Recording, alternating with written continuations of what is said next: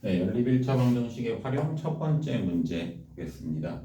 자, 연립 1차 방정식 활용의 여러 가지 이제 유형들의 문제를 보고 있는데요. 오늘 이제 첫 번째 문제는 일에 대한 문제예요. 문제 한번 보겠습니다. 자, 혼자 하면 재원이가 6시간, 기훈이가 9시간 만에 끝낼 수 있는 일을 재원이가 혼자 하다가 도중에 기훈이와 교대하였더니 끝내는데 총 7시간이 걸렸대요. 그렇죠? 이때 기훈이가 일한 시간을 구하시오 그랬는데요. 자, 이 일에 대한 문제에서 가장 중요한 포인트는 뭐가 있냐면요. 전체 일의 양을 전체 일의 양, 그러니까 전체 일에 끝마쳐지는 이 일의 양을 숫자 1로 보는 겁니다. 전체 일의 양을 숫자 1로 놓고 문제를 풀어주는 거예요. 그랬나요? 자, 그러면은 보세요. 자, 재원이가 6시간, 기훈이가 9시간 해야 일이 끝나는데요. 그러면 재원이가 1시간 동안 할 수 있는 일의 양은요. 몇이라고 얘기할 수 있어요?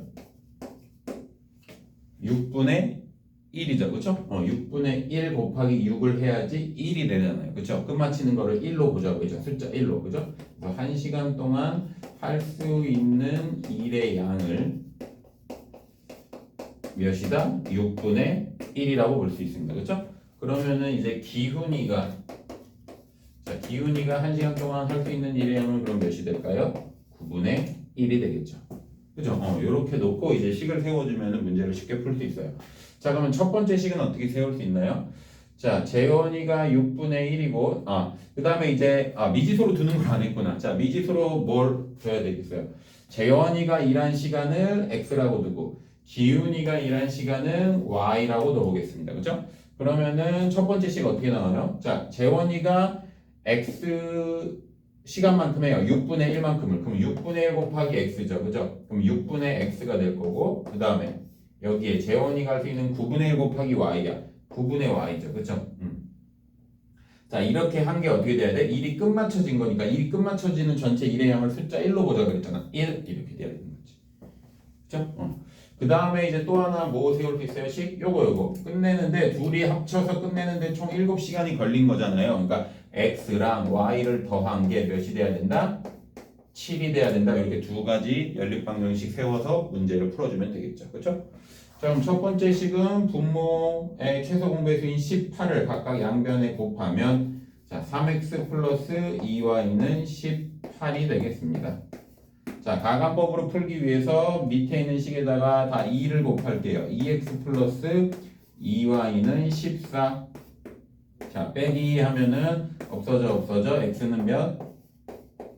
4고요. x가 4면 y는 몇이에요? 3입니다. 자, 문제에서 기훈이가 일한 시간 y 우리 구하는 거였죠? 그래서 정답은 몇이다? 3, 3시간이다. 이렇게 구해주면 되겠습니다.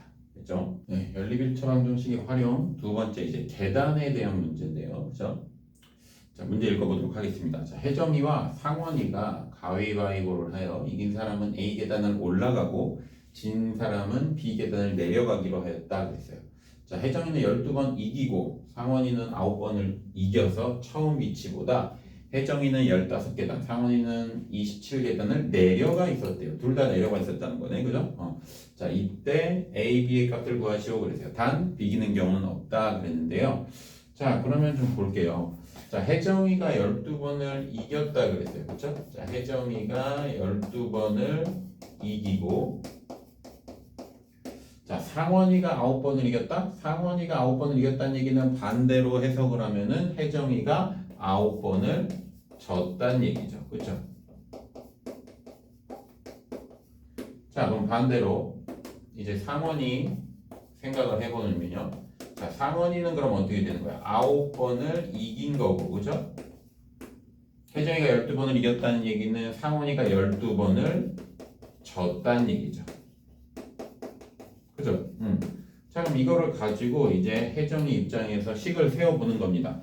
자, 혜정이가 이겼을 때 A 계단 올라간다 그랬어요. 그럼 플러스 12A니까 12 곱하기 A에서 12A가 될 거고 9번을 졌으니까 지면 B 계단을 내려간다고 했어요. 그렇죠? 그러면은 9B고 내려가니까 마이너스 돼야지.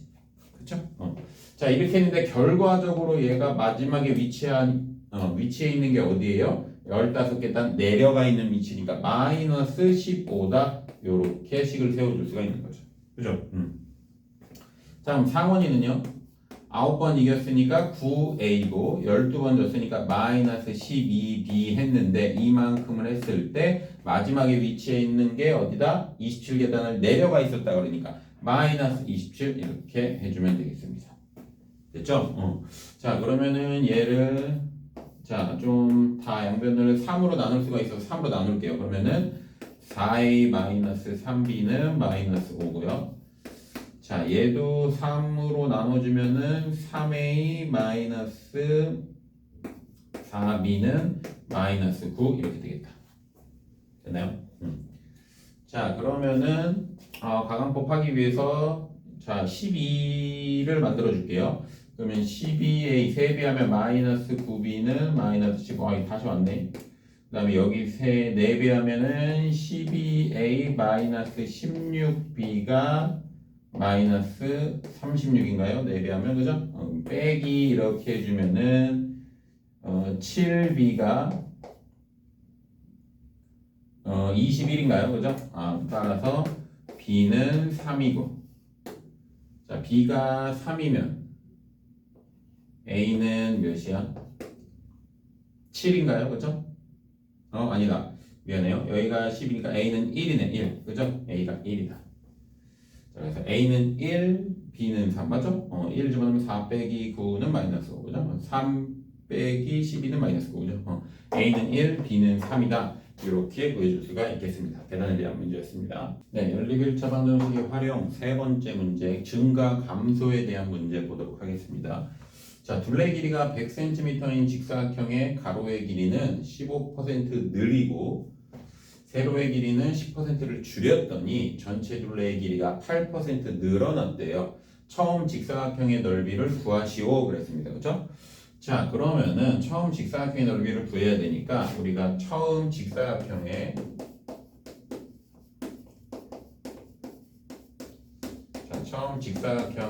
가로의 길이를 x라고 두고 세로의 길이를 y라고 두어서 식을 세워보도록 하겠습니다. 연립방정식을요. 그렇죠?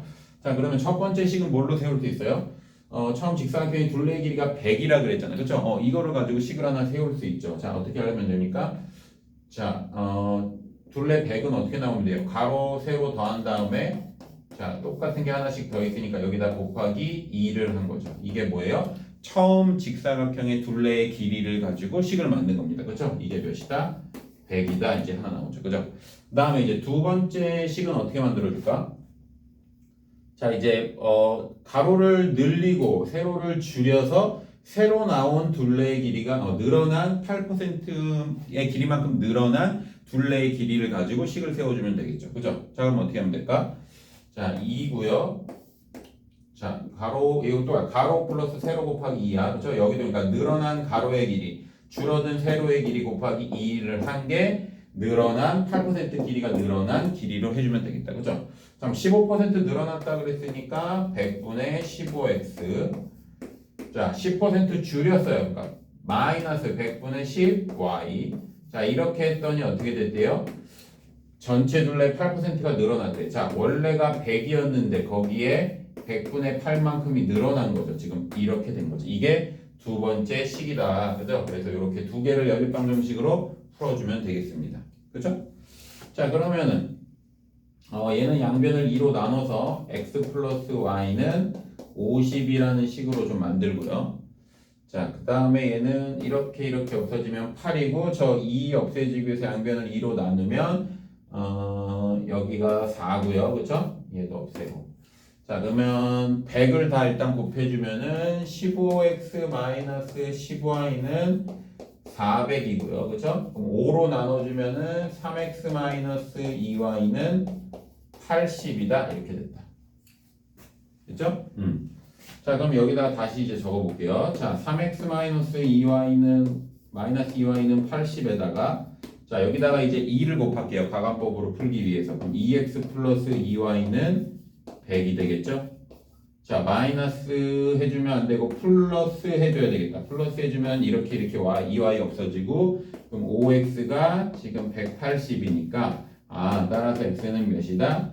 36이다. 이렇게 나오네요. 자, 자, x가 36이면 여기다 집어넣으면 y는 몇이에요? 14인가요? 그렇죠? 자, 근데 구하라고 한 거는 넓이였어요. 처음 직사각형의 넓이는 처음 직사각형의 가로 곱하기 세로죠? 그래서 36 곱하기 14 해주면 되겠다. 그죠? 그래서 36 곱하기 14 이렇게 해주면은 여기 144에 36 되니까 몇이에요? 504인가요? 그죠? 그래서 504. 정답은 504 이렇게 구해주면 되겠습니다. 됐나요? 네, 연립 1차 방정식의 활용 이제 네 번째 득점, 감점에 대한 문제인데요. 자, 문제 보도록 하겠습니다. 자, 수진이가 참가한 퀴즈 프로그램에서는 한 문제를 맞히면 100점을 얻고 틀리면 50점을 잃는다고 한대요. 자, 이때 수진이가 틀린 문제 수는 맞힌 문제 3분의 1이고 수진이가 얻은 점수는 750점일 때 수진이가 푼 전체 문제수는 그랬습니다. 그렇죠? 자, 그러면은 전체 문제수에는 맞힌 문제와 이제 틀린 문제가 있기 때문에 자, 맞힌 문제수를 x라고 놓고요. 그렇죠? 그다음에 이제 틀린 문제수를 y라고 놓겠습니다. 그렇죠? 제일 먼저 해야 될 게 활용 문제 풀 때는 항상 내가 뭘 x, 뭘 y로 둘 건지부터 생각을 좀 해줘야 돼요. 그렇죠? 자, 그럼 식을 하나 세워보면은요. 먼저 요거부터 해볼게요. 수진이가 틀린 문제 수는 이게 뭐야? 이게 y라고 났잖아, 우리가. 그렇죠? 맞힌 문제의 3분의 1이다? 이게 뭐예요? 맞힌 문제가 x인데 x의 3분의 1만큼이니까 자, 식을 어떻게 세워줄 수 있어요? y는 3분의 1 곱하기 x, 3분의 1x다. 이렇게 식을 하나 세워줄 수 있겠죠. 그죠? 자, 그 다음에는 이제 요거 해야죠. 맞히면 100점을 얻고 틀리면 50점을 잃는데 그러면은 맞추면은 x 문제 맞추면은 얻는 점수가 100x. 그 다음에 y 문제 틀리면은 감점이 50y 마이너스 50y 이렇게 되죠. 이렇게 했더니 최종 점수가 몇 점이래? 750점이래요. 750점. 이렇게 된 거죠. 됐나요? 자, 그래서 이렇게 두 가지를 가지고 연립 방정식을 풀어주면 되겠습니다. 이렇게 해서. 그죠? 자, 그러면은 여기를 좀 숫자를 줄이죠. 너무 커요, 지금. 그죠? 자, 일단 5로 한번 나누면 20x 마이너스 10y는 150이고요. 10으로 한번 더 나눠주면 2x 마이너스 y는 15가 되겠네. 그죠? 자, 대입법으로 풀까요? y는 3분의 1x라고 했으니까 y 대신에 3분의 1x 집어 넣어주면 2x 마이너스 3분의 1x가 15예요. 그러면 3분의 5x가 15니까 자, x는 몇이에요? 9네요, 9. 그렇죠? 자, x가 9면은 여기다 집어넣으면 y는 3이다. 그렇죠?